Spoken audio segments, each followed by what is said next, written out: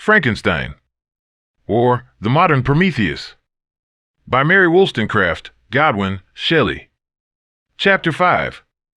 It was on a dreary night of November that I beheld the accomplishment of my toils.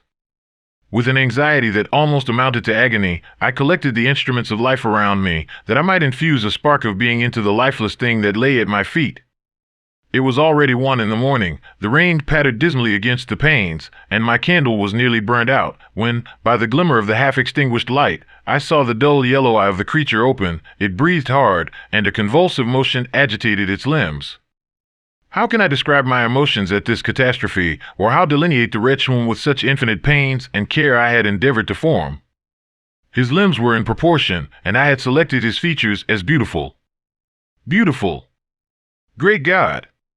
His yellow skin scarcely covered the work of muscles and arteries beneath. His hair was of a lustrous black and flowing, his teeth of a pearly whiteness, but these luxuriances only formed a more horrid contrast with his watery eyes, that seemed almost of the same color as the dun white sockets in which they were set, his shriveled complexion and straight black lips. The different accidents of life are not so changeable as the feelings of human nature. I had worked hard for nearly 2 years, for the sole purpose of infusing life into an inanimate body. For this I had deprived myself of rest and health. I had desired it with an ardor that far exceeded moderation, but now that I had finished, the beauty of the dream vanished, and breathless horror and disgust filled my heart. Unable to endure the aspect of the being I had created, I rushed out of the room and continued a long time traversing my bedchamber, unable to compose my mind to sleep. At length lassitude succeeded to the tumult I had before endured, and I threw myself on the bed in my clothes, endeavoring to seek a few moments of forgetfulness. But it was in vain. I slept, indeed, but I was disturbed by the wildest dreams. I thought I saw Elizabeth, in the bloom of health, walking in the streets of Ingolstadt. Delighted and surprised, I embraced her, but as I imprinted the first kiss on her lips, they became livid with the hue of death. Her features appeared to change, and I thought that I held the corpse of my dead mother in my arms. A shroud enveloped her form, and I saw the graveworms crawling in the folds of the flannel. I started from my sleep with horror. A cold dew covered my forehead, my teeth chattered, and every limb became convulsed, when, by the dim and yellow light of the moon, as it forced its way through the window shutters, I beheld the wretch, the miserable monster whom I had created. He held up the curtain of the bed, and his eyes, if eyes they may be called, were fixed on me. His jaws opened, and he muttered some inarticulate sounds, while a grin wrinkled his cheeks.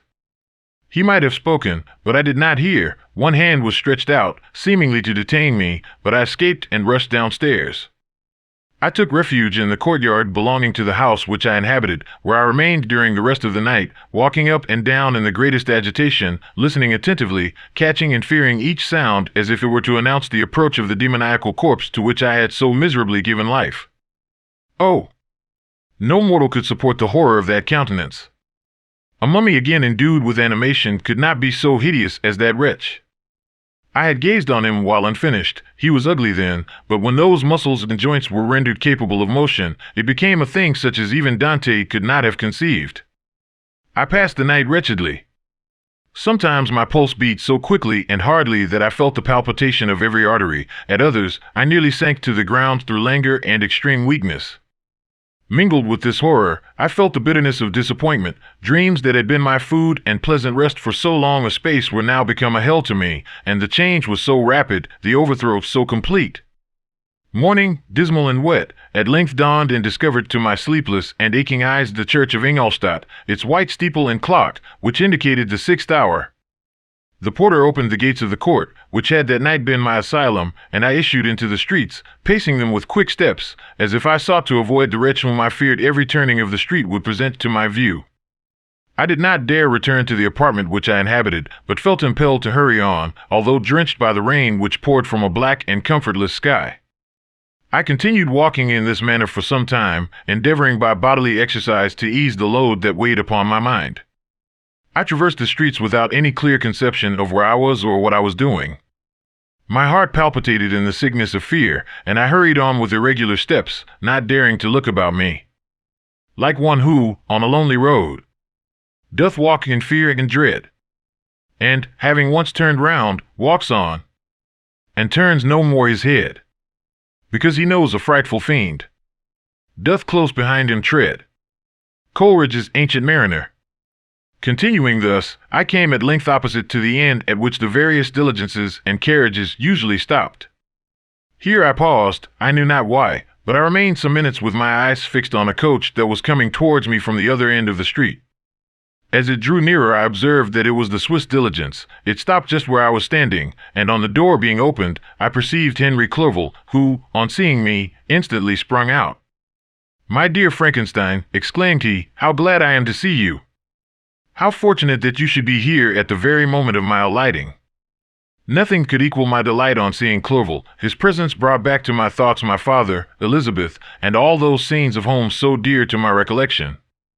I grasped his hand, and in a moment forgot my horror and misfortune. I felt suddenly, and for the first time during many months, calm and serene joy. I welcomed my friend, therefore, in the most cordial manner, and we walked towards my college. Clerval continued talking for some time about our mutual friends and his own good fortune in being permitted to come to Ingolstadt. "You may easily believe," said he, "how great was the difficulty to persuade my father that all necessary knowledge was not comprised in the noble art of bookkeeping, and, indeed, I believe I left him incredulous to the last, for his constant answer to my unwearied entreaties was the same as that of the Dutch schoolmaster in The Vicar of Wakefield: 'I have 10,000 florins a year without Greek, I eat heartily without Greek.'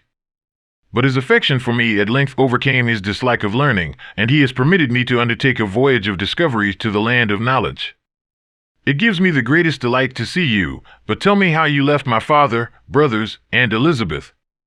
"Very well, and very happy, only a little uneasy that they hear from you so seldom. By the by, I mean to lecture you a little upon their account myself. But, my dear Frankenstein," continued he, stopping short and gazing full in my face, "I did not before remark how very ill you appear, so thin and pale, you look as if you had been watching for several nights. You have guessed right. I have lately been so deeply engaged in one occupation that I have not allowed myself sufficient rest, as you see, but I sincerely hope, that all these employments are now at an end and that I am at length free." I trembled excessively. I could not endure to think of, and far less to allude to, the occurrences of the preceding night. I walked with a quick pace, and we soon arrived at my college. I then reflected, and the thought made me shiver, that the creature whom I had left in my apartment might still be there, alive and walking about. I dreaded to behold this monster, but I feared still more that Henry should see him. Entreating him, therefore, to remain a few minutes at the bottom of the stairs, I darted up towards my own room. My hand was already on the lock of the door before I recollected myself. I then paused, and a cold shivering came over me. I threw the door forcibly open, as children are accustomed to do when they expect a spectre to stand in waiting for them on the other side, but nothing appeared. I stepped fearfully in. The apartment was empty, and my bedroom was also freed from its hideous guest. I could hardly believe that so great a good fortune could have befallen me, but when I became assured that my enemy had indeed fled, I clapped my hands for joy and ran down to Clerval. We ascended into my room, and the servant presently brought breakfast, but I was unable to contain myself. It was not joy only that possessed me. I felt my flesh tingle with excess of sensitiveness, and my pulse beat rapidly. I was unable to remain for a single instant in the same place. I jumped over the chairs, clapped my hands, and laughed aloud. Clerval at first attributed my unusual spirits to joy on his arrival, but when he observed me more attentively, he saw a wildness in my eyes for which he could not account, and my loud, unrestrained, heartless laughter frightened and astonished him. "My dear Victor," cried he, "what, for God's sake, is the matter? Do not laugh in that manner. How ill you are! What is the cause of all this?" "Do not ask me," cried I, putting my hands before my eyes, for I thought I saw the dreaded spectre glide into the room. "He can tell. Oh, save me! Save me!" I imagined that the monster seized me. I struggled furiously and fell down in a fit. Poor Clerval! What must have been his feelings? A meeting, which he anticipated with such joy, so strangely turned to bitterness. But I was not the witness of his grief, for I was lifeless and did not recover my senses for a long, long time. This was the commencement of a nervous fever which confined me for several months. During all that time Henry was my only nurse. I afterwards learned that, knowing my father's advanced age and unfitness for so long a journey, and how wretched my sickness would make Elizabeth, he spared them this grief by concealing the extent of my disorder. He knew that I could not have a more kind and attentive nurse than himself, and, firm in the hope he felt of my recovery, he did not doubt that, instead of doing harm, he performed the kindest action that he could towards them. But I was in reality very ill, and surely nothing but the unbounded and unremitting attentions of my friend could have restored me to life. The form of the monster on whom I had bestowed existence was forever before my eyes, and I raved incessantly concerning him. Doubtless my words surprised Henry. He at first believed them to be the wanderings of my disturbed imagination, but the pertinacity with which I continually recurred to the same subject persuaded him that my disorder indeed owed its origin to some uncommon and terrible event. By very slow degrees, and with frequent relapses that alarmed and grieved my friend, I recovered. I remember the first time I became capable of observing outward objects with any kind of pleasure. I perceived that the fallen leaves had disappeared and that the young buds were shooting forth from the trees that shaded my window. It was a divine spring, and the season contributed greatly to my convalescence. I felt also sentiments of joy and affection revive in my bosom. My gloom disappeared, and in a short time I became as cheerful as before I was attacked by the fatal passion. "Dearest Clerval," exclaimed I, "how kind, how very good you are to me. This whole winter, instead of being spent in study, as you promised yourself, has been consumed in my sick room. How shall I ever repay you? I feel the greatest remorse for the disappointment of which I have been the occasion, but you will forgive me. You will repay me entirely if you do not discompose yourself, but get well as fast as you can, and since you appear in such good spirits, I may speak to you on one subject, may I not?" I trembled. One subject. What could it be? Could he allude to an object on whom I dared not even think? "Compose yourself," said Clerval, who observed my change of color. "I will not mention it if it agitates you, but your father and cousin would be very happy if they received a letter from you in your own handwriting. They hardly know how ill you have been and are uneasy at your long silence. Is that all, my dear Henry? How could you suppose that my first thought would not fly towards those dear, dear friends whom I love and who are so deserving of my love? If this is your present temper, my friend, you will perhaps be glad to see a letter that has been lying here some days for you. It is from your cousin, I believe.